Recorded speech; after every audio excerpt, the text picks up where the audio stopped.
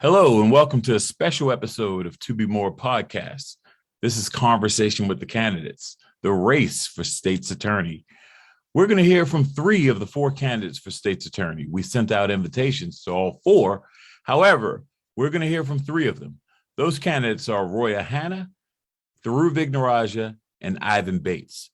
Hopefully, these 30-minute sessions, independent, will allow you to understand more about their platforms and where they stand and where they want to take the state's attorney's office should they be elected. So I hope you enjoy. Thank you. All right, Mr. Thiru Vignarajah, we're going to jump right into it, man. Everybody knows who you are because you've run for state's attorney before, you ran for mayor before, and here you are back running for state's attorney for Baltimore City again. The question that a lot of people have, and we have, is why? Why again? Look, if anyone knows this, you do, TJ. The city is in crisis. The bloodshed continues. We've had 2,500 murders over the past 8 years. We have 500 fewer police officers, and people are losing hope. I devoted my career to fighting crime as a prosecutor, as a federal prosecutor, then as chief of major investigations in the city state's attorney's office, and then as deputy attorney general. I know what we need to do. I know what needs to get done to bring this bloodshed under control. It won't happen overnight. It doesn't require mass incarceration, but it can happen at far greater pace than people are proposing. You don't need 5-year and 10-year plans. You need some action now. And I believe, because of my experience, because of my commitment to the community, because of my love for this city, I'm in a unique position to bring about the change that Baltimore is desperate for at this moment. So there are going to be some people who see you potentially as a spoiler. And there's a contingent of people who don't believe Marilyn Mosby should be the prosecutor. Sure. And they look at this and say the vote could be split. How do you reconcile those two at this stage, having jumped in kind of late in the game? Yeah, look, TJ, I think this is kind of wishful thinking by our political opponents to believe that this was 4 years ago. Candidly, it's not. A lot has changed. Mr. Bates ran for office 4 years ago, continued his career as a defense attorney, and kind of disappeared in the years since. I don't know that everybody, especially people in the communities that vote, really know who he is and what he's about. Marilyn Mosby is now under federal indictment. We have, I think, shown the people of Baltimore that we're not going anywhere. We're going to stay the course. Just like you, before, during, and after the election, we're going to stay committed to fighting the fight on behalf of the folks in Baltimore. I think that's one of the reasons why Governor Hogan has endorsed us. Within 10 days of our announcement, you're right, we got in after Ms. Mosby got indicted. When that happened, I think the governor sent a clear signal that there's one person who can turn things around and who can win this race. Frankly, the poll that we commissioned by GQR, one of the preeminent polling firms in the country, was to find out whether our instincts, what I hear on the streets, was right. And what we see is that there is a neck and neck race between me and Miss Mosby. And it's understandable. Miss Mosby is an incumbent. There's a lot of people that still believe she is doing a fine job, that she is, the victim of a witch hunt. There's a lot of people that don't like her. And so that defense of hers has some traction. The good news is that, just a few weeks after we announced, we're already neck and neck with the incumbent. And I think that makes it very clear that that's her ceiling. Everybody knows her. 90% of the people in Baltimore know her. We're at 70%. That's pretty good. But there's still a lot of folks that are getting to know us. Where we start is our floor. Where Marilyn Mosby starts is her ceiling. And just by virtue of simple math, we think we put ourselves in a really good position. So on the Governor Hogan endorsement, some would categorize that as a big endorsement. Others would question it as a Democrat getting an endorsement from a Republican governor. Yeah. How was it a struggle, or was it with open arms? I'm taking this endorsement from Hogan. And he is a popular figure among Democrats. But in Baltimore, how do you put those two together? Do you think that's going to really boost your chances here in the city of Baltimore? Look, I thrilled and honored. I mean, this one was not a hard decision by us at all. In fact, I asked for the governor's endorsement Not only is Governor Hogan the most popular governor in Maryland history, he is more popular among Democrats than he's among Republicans. The demographic that he's most popular among in Baltimore are African-American voters. 80% of Black voters in Baltimore approve of the way he is doing things, and that's among Democrats. So I think it's a real boon to our campaign from a political perspective. But I think it's more than that, TJ. I think it is an indication. I mean, we're the first Democrat he's ever endorsed. I think it's an indication that, crime is not a partisan issue. You got to put public safety above partisan politics. And you and I think, have done this over the course of years. You got to work with Democrats and Republicans. You got to find a way to work with the governor of Maryland, whether it's a D or an R next to his name. You have to be able to work with the U.S. Attorney's Office, where I started my career, because these are the partnerships that you have to forge to be effective in the job. For the most popular governor in Maryland history to say, look, these bullets don't have a party affiliation. The tombstones of the people that have been slain on the streets of Baltimore, they don't bear the markings of race or creed or party. We got to get beyond this D versus R, especially on an issue like crime. We were honored to have his endorsement. I think it's helped a lot because people see a person who isn't stuck in the traditional silos of Democrats and versus Republicans. That's not what my campaigns have ever been about. It's been about ideas and solutions, saying what needs to be said, doing what needs to be done to get the job done. Yeah, and I have to say, I think there are a number of people in the city who are seeing the violence and they don't care who helps solve it. They just want it solved. So I have to agree with you there. Now, back in 2018, you ran for this office. Then 2020, you ran for mayor, and you're running here in 2022. How has it evolved for you? Are your plans essentially the same, or what new plans are you bringing to the table as maybe a learning experience over the course of the other runs? Yeah, great question. I mean, first, we have to know what's going to be different from the perspective of the campaign, which is we're going to win. 4 years ago, I was a public servant, a prosecutor who nobody had ever heard of before. And the difference between 4 years and today is night and day in that regard. And why that's important on the policy front is I don't have to just focus on the headlines, because half my attention is spent introducing myself, telling people that my parents are retired city school teachers that taught at Poly and Morgan State and Edmondson and Douglas, telling people that, we graduated from Woodlawn and I went off to Yale and Harvard Law School. I don't have to spend as much time talking about my background and my commitment to Baltimore, because people know that. I can now focus on some of the detailed plans. Yes, a lot of the themes are the same. We need effective law enforcement. When you're down 500, 700 police officers, when you're down, dozens of seasoned prosecutors, when you're up carjacking, shootings, and homicides, what do?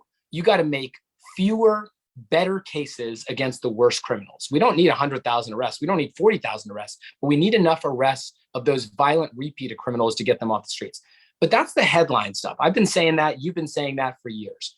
What I think you're going to see in this campaign that is different is customized, specific, concrete solutions for specific problems. Because of the daily drumbeat of shootings and homicides, people don't talk enough about what are we going to do about carjackings? What are we going to do about open air drug markets? What are we going to do about domestic violence? What are we going to do about burglaries? Well, each of the past few weeks and each of the next 7 weeks, we have pledged to unveil a customized plan specific to those problems. We started with armed carjackings. We laid out a 5-part plan about partnering with federal prosecutors because they have exclusive jurisdiction over carjackings, launching a Track Jack program where we actually subsidize cars, just like State Farm does, to put GPS tracking services in their vehicles, launching a system called the Jack Alert, like an Amber Alert. If you get carjacked, there's a notification that goes out not just to the public, but also to the police network of license plate readers.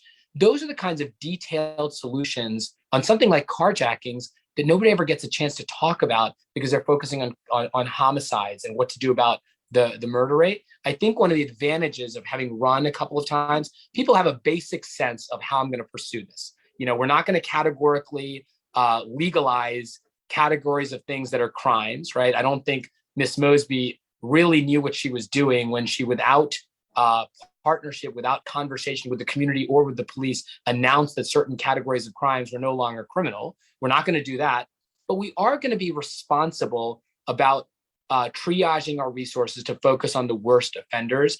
That headline now gets augmented in this campaign by detailed plans on each and every one of the kinds of things that are on people's minds. So I think it's a question I have to ask. Yeah. With this being your third run, let's say you win. Are you running for mayor in 2024? Look, I have made it very clear that I will stay in this job as long as it takes to get the job done. This was never about, stepping stone to one thing or another. This has always been about Baltimore. People just like you have, asked me to run for Congress, for Senate, for governor. I'm not interested in that. This was always about Baltimore. I love the idea of being state's attorney. I love the idea of being mayor. I just want to serve.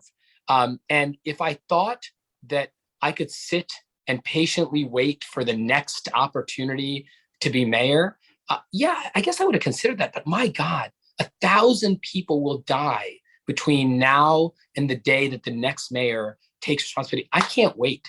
It is very difficult to watch the bloodshed in your city, to watch the buildings literally burning to the ground, it feels like, from the sidelines. And so if I can get in there and do it. You run in this state's attorney's race and win, you're committed to the office of state's attorney, at least for the first 4 years before. I will stay for as long as it needs to get the job done. That's exactly right. Cool. 4 years, 8 years, 12 years. Look, Robert Morgenthau in New York City was state's attorney, the DA in New York City, for 40 years. It's a dream job for, look, I went to law school, dreaming of law and order, right? I was president of the Harvard Law Review. I clerked on the US Supreme Court. I had a lot of options available to me. And I came back to Baltimore and I started my career as a federal prosecutor. A lot of people will tell you it's the best job in the world. I think it's the second best job in the world. The best job in the world as a lawyer is to be a prosecutor doing homicides in your hometown. Not because they're glorious, they're horrible, they're tragic, but it feels like you're making a real difference for a family that has experienced the unthinkable. Right. And to have a chance to get to do that again, it would be the honor of a lifetime. Right. So how do you think things have gotten so far off track in Baltimore? When I say that, this is not me placing any blame on any specific person, but going from a period of 200 and something homicides, which I don't like to put numbers on these humans, but going to this place of where 325, 335 has been the average over the last 8 years. How did we get so off track? Yeah. Look, there's a lot of things going on and there's a lot of blame to spread around, but I would focus on three major developments. First, we have too few police officers. Over the last 20 years, we've had a net loss of 1,000 police officers. Over the last 8 years, during Marilyn Mosby's tenure, we've had a net loss of 500 police officers. So 50% of the loss over the past 2 decades has happened on Marilyn Mosby's watch. And that's not an accident. I think the break in the relationship between police and prosecutors, it began certainly with the decisions she made around the time of the earthquake of Freddie Gray, but it's been every day since. It's the way that she has, alienated her partners, not just the police department, by the way, because I think this is the second the biggest factor. When things were going well before Marilyn Mosby's tenure, it was because people worked together. The U.S. Attorney's Office and the local DA's office, the DA's office and the Attorney General's office, the prosecutors and the police department, the city of Baltimore and the state of Maryland. Today, Marilyn Mosby has alienated the U.S. Attorney's Office by calling him racist, the governor by saying that he doesn't really care about Baltimore, the police department by dishonoring the work that they do, by announcing policies unilaterally that basically say, if you make arrests, I'm going to drop the case.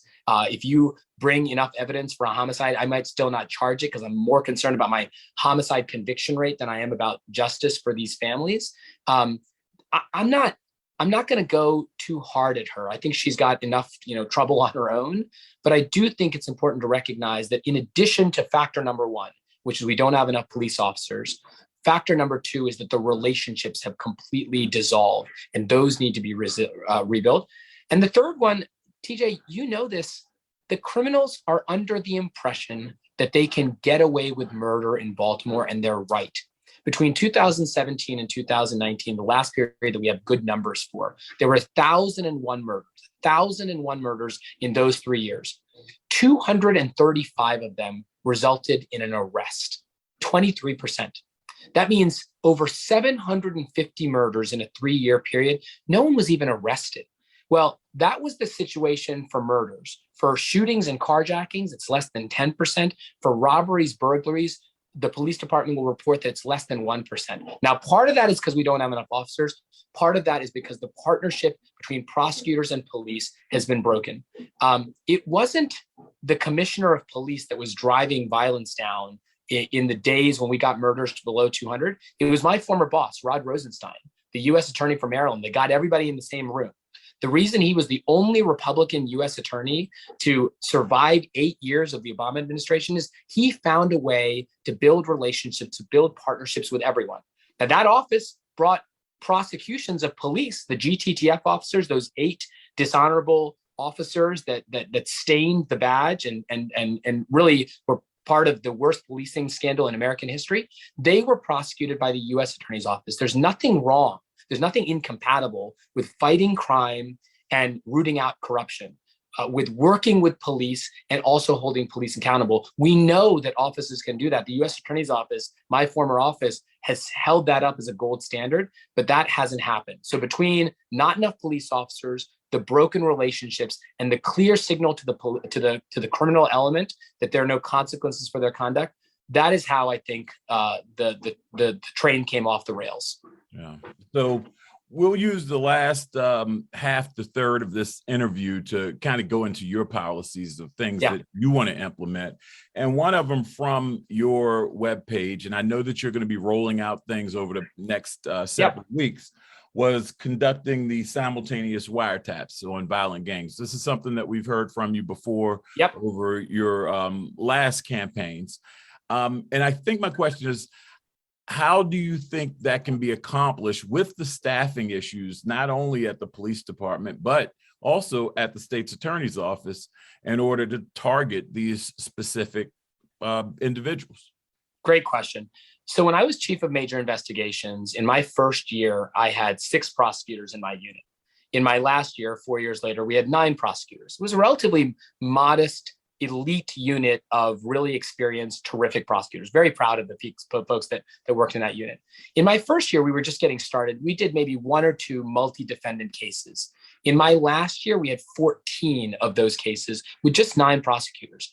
The reality is that you don't need a huge staff of people to do these concentrated long-term investigations.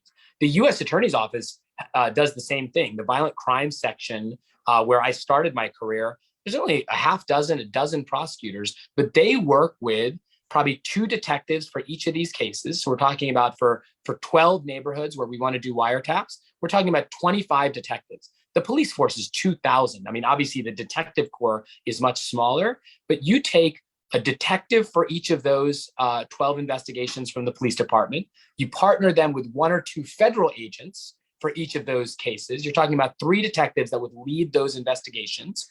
You assign 1 or 2 prosecutors to each of those cases. That's not what most of the people in the office are doing, but it is what some of the seasoned prosecutors and the seasoned detectives are doing. So to the question about how do you accomplish it, it actually requires a very small devotion of resources. What it also requires is strategy. It also requires planning. You've got to start the intel workups in each of those 12 neighborhoods. Frankly, before I get into office, I would go to the commissioner and say, Commissioner Harrison, I'm likely going to be the state's attorney in December because I've won the primary. I'd like you to start thinking through what we could do in these 12 neighborhoods, because once I take the oath of office, I want some elite prosecutors working with your detectives to do simultaneous wiretaps in those 12 neighborhoods. Why? Because in about 4 months, we're going to bring indictments against 15 to 20 violent offenders in each of those 12 neighborhoods to get them off the streets in April or May. Why, TJ? Because May, June, July, and August are the killing months in Baltimore. Everybody knows that. We know that murders spike. Well, why don't we take account of that in our planning and make those indictments to get those folks off the streets before that happens? So when you've done it before, as I have, this is how we got murders to 196 in 2011 and 2012. We were using these multi-defendant cases, these protracted investigations, these undercover investigations with wiretaps in concert with federal partners. That's what we were doing. Well, when you've got someone who's done that recently, you can do that again very quickly. We're going to go find the detectives that care about these kinds of cases. I know they're in the homicide division. I know they're in the FBI and the ATF and the DEA. I literally know some of the people that are excited to do that. You partner them with prosecutors who have done this kind of work before, and you get to work. So your challengers, Roya Hanna and Ivan Bates, have both pledged that they would be discontinuing some of Ms. Mosby's policies where some quality of life crimes, lower level crimes, aren't being prosecuted. What would your stance be on that?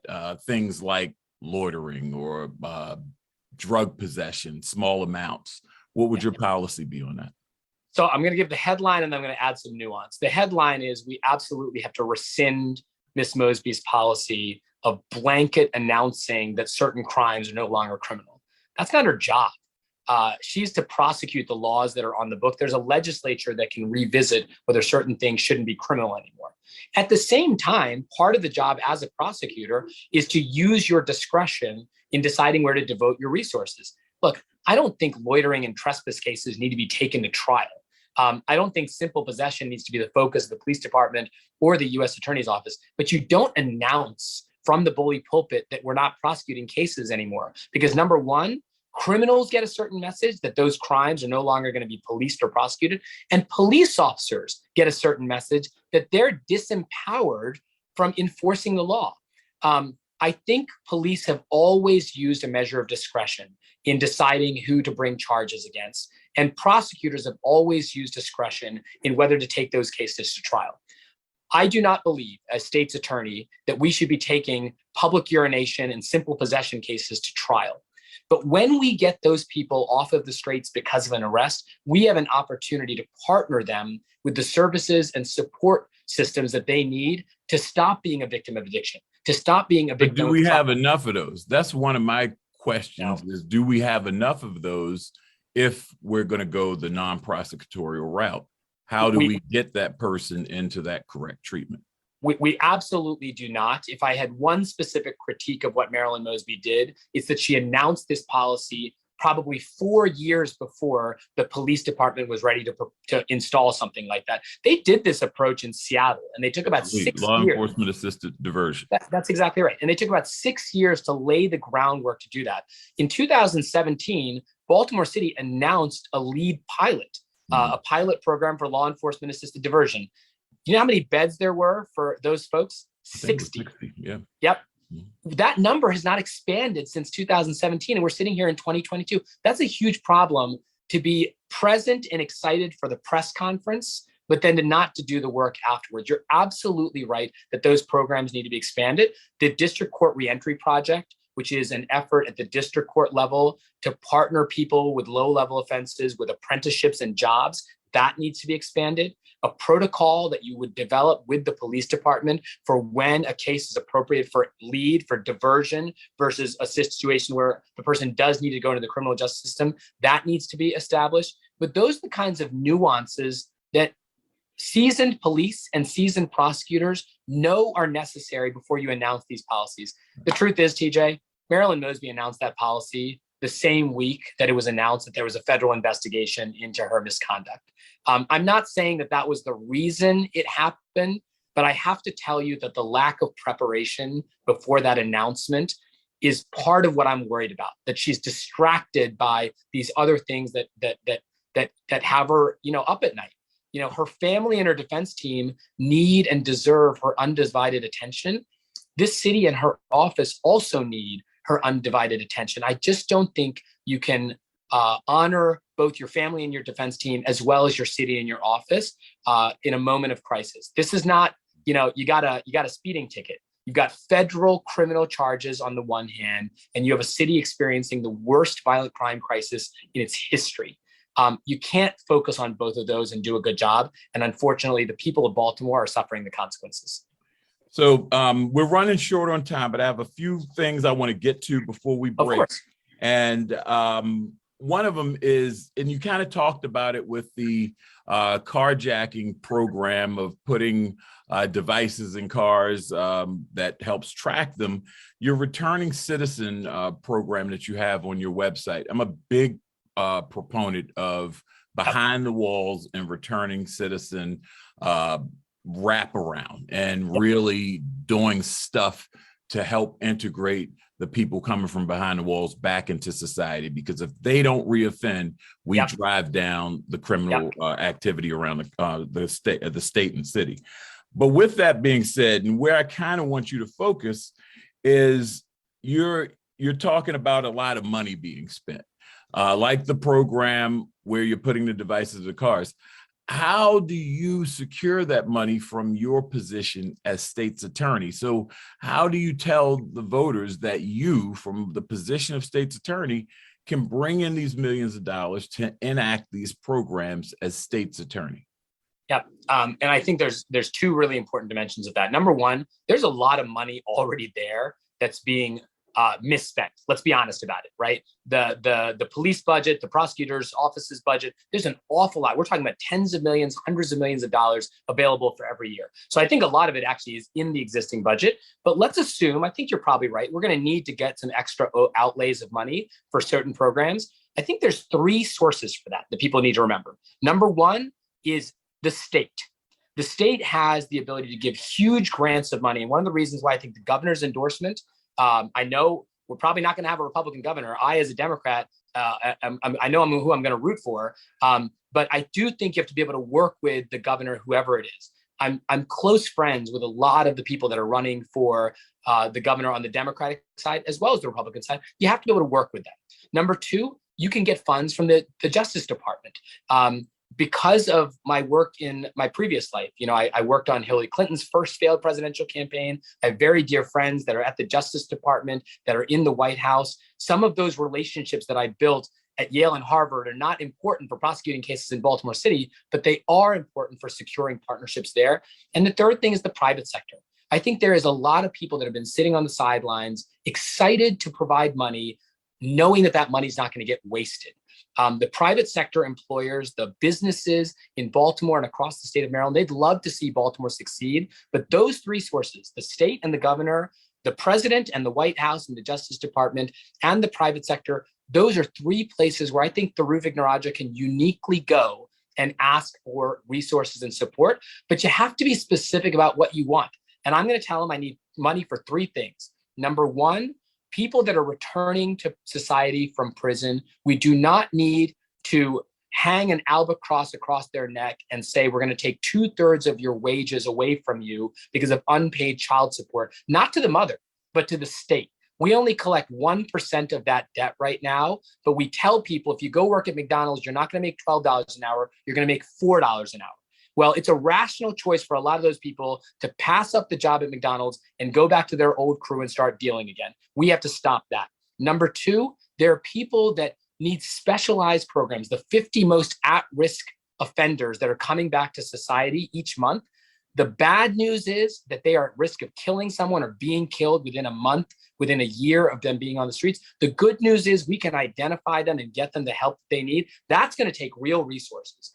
And number three, we have to partner, I think, with the faith community in particular. We unveiled a program called the Faith in Justice Initiative, where churches would become families for returning citizens. They would have 5 or 10 members, congregants that say, this man, he is my responsibility. This woman, she's coming back to society. She is my responsibility. We're going to make sure that we provide her the support and services. And the state and the city would provide resources to the church for doing that. $10,000 per person for $1,000 for 1,000 people returning every year. It's about $10 million. It's not cheap, but it's not. We spent $48 million on police overtime last year. For a quarter of that, we could make sure that 1,000 people have a support system rooted in faith, rooted in the the church community to make sure that they have people to help them. Those are the kinds of concrete things that you can go to the president, you can go to the attorney general, you can go to the governor, you can go to the private sector and say, I need some help, I need some resources, not just to pad my salary, not just to hire some more prosecutors, but to make sure that the people that are returning to society, that are coming back to Baltimore, have what they need to choose a better path than they had before. All right. Well, we're getting towards the end, and I have to have you touch on. I mean, we're going to not be able to touch on a multitude of things, but they can go to your website to find out more about those that we don't get to. But I have to hear about juvenile accountability. Now, we know that the primary function of the juvenile system is rehabilitation. At the same time, we know that there are some violent juveniles, especially in the carjacking world. Where do you stand on that? What is your stance in the Thiru Vignarajah as state's attorney policy when it comes to dealing with juvenile violent behavior? TJ, I think one of the nice things about me and for people's assessments of my views are that they haven't changed on this front. 4 years ago, 2 years ago, I said the same things, which is the hardest thing to do is to distinguish between the youth offender who needs support and a second chance and the violent repeat offender who happens to be young that needs to be taught that there are consequences for their conduct. My mom and dad, when they were teachers in Baltimore City, used to always say that on day one, when they were starting teaching, it was hard to make that distinction. But after a few years of experience, they could very quickly tell who needed support and services and who was the knucklehead that needed to be told that there were disciplinary consequences for their conduct. We need dedicated juvenile justice prosecutors. One of the things that I'm going to do is to make sure that when you get recruited to the state's attorney's office, this is an idea that I pioneered 4 years ago. You're not just going to go to juvenile as a placeholder before you go to circuit court. We want to recruit people that want this to be the love and work of their life. Number one. Number two, we need to have lists and tracking systems for repeat violent offenders that happen to be juveniles. You can't tell the world their names because there's privacy considerations there, but you could have a map that tracks each one of those cases by case number so that people in the community know what's happening. If a juvenile has committed a carjacking and they've got 3 prior carjackings, even if you never know their name, you know that case number 736534 is a serious case that you're going to track. And because the public is tracking it, the police and the prosecutors are held accountable to the consequences. If that person gets a slap on the wrist and a month later does another carjacking, I ought to have to answer for that. I don't get to blame the governor. I don't get to blame the family. I get to blame the prosecutors in my office that made a choice, right or wrong, that they have to be held accountable for. That's the kind of transparency and accountability that the people of Baltimore deserve. It's the kind of honest candor that I'm going to deliver as state's attorney. All right. And the last thing I want to just ask and touch on really quickly, you brought it up earlier about relationships and having to work with everyone, Republican, Democrat, et cetera. Now, let's say Thiru Vignarajah wins. And let's hypothetically say Marilyn Mosby has to leave office because something more happens with the federal indictment, or nothing happens and you just happen to win.